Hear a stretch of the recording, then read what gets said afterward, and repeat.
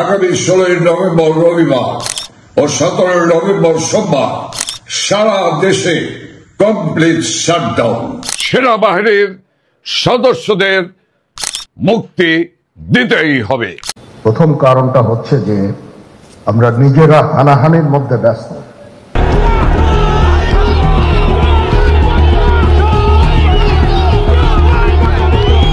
এদিকে আওয়ামী লীগের 13 নভেম্বর সারা দেশে লকডাউন কর্মসূচি পালন করার পর এবার 16 নভেম্বর ও 17 নভেম্বর আবারও এবার লকডাউন নয়, এবার শাটডাউনের ঘোষণা দিয়েছেন আওয়ামী লীগ। সেই সাথে বাংলাদেশের হাজারো লাখো কোটি আওয়ামী লীগের কর্মীরা তাণ্ডব দেখাতে পারে বলে আওয়ামী লীগের কর্মীরা এবার লাইভে প্রকাশ করেছেন। আগামী 16 নভেম্বর রবিবার ও 17 নভেম্বর সোমবার সারা দেশে কমপ্লিট শাটডাউন। কিন্তু এই বাংলাদেশ যে দ্বিতীয় স্বাধীন দেশ হয়েছে বা রয়েছে তার কোনোই নমুনা দেখাতে পারেননি এই অন্তর্বর্তীকালীন সরকার সহ তার আইনশৃঙ্খলা বাহিনী। বাংলাদেশে যতদিন এই সেনা প্রধানের দায়িত্ব পালন করবেন এই ওয়াকারুজ্জামান, ততদিন এই আওয়ামী লীগের একটা চুল ও বাঁকা করতে পারবে না এই সরকার সহ ছাত্রদের দল জাতীয় নাগরিক পার্টি এনসিপি। আপনি মানেন আর নাই মানেন, আওয়ামী লীগ আবারও ফিরবে, আর খুব ভয়ানকভাবেই ফিরবে। কেননা এই দেশ দ্বিতীয় স্বাধীন দেশের নামকরণ পেয়েছে, কিন্তু আওয়ামী লীগের চেয়ে কোনো অংশেই এই অন্তর্বর্তীকালীন সরকার দেশ চালাতে পারেনি। এছাড়াও ব্যর্থ হয়েছে এই অন্তর্বর্তীকালীন সরকার। এমন মন্তব্য এখন দেশের সাধারণ মানুষ এখন ওপেন মিডিয়ার সামনে বলছেন।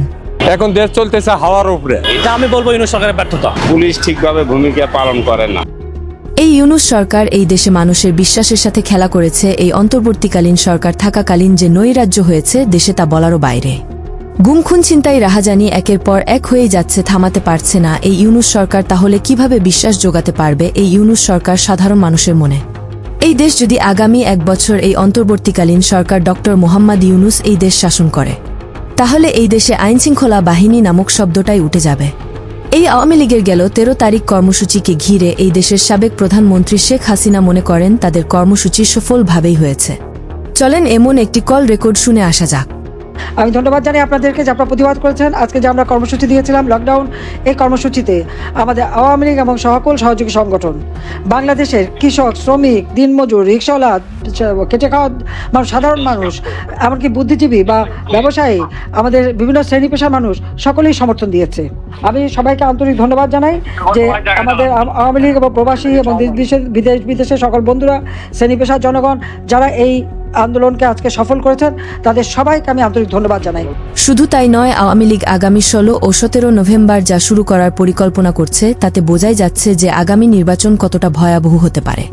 মনে রাখবেন, আওয়ামী লীগ দলের প্রধানকে কিন্তু দেশ থেকে তাড়িয়ে দিয়েছেন আপনারা। কিন্তু আওয়ামী লীগের অনেক কিছুই এই দেশে রেখে গিয়েছে যা আপনি চিন্তাও করতে পারবেন না।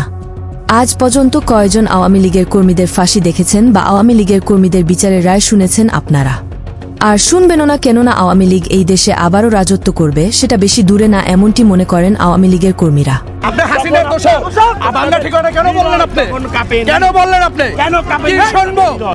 আপনারা দ্বিতীয় দেশ স্বাধীন করেছেন ঠিকই, কিন্তু দেশের এখনো রাজত্ব কায়েম করতে পারেননি। এখনো আওয়ামী লীগের রাজত্ব চলছে এই বাংলাদেশের মাটিতে, এটাই হলো সত্যি।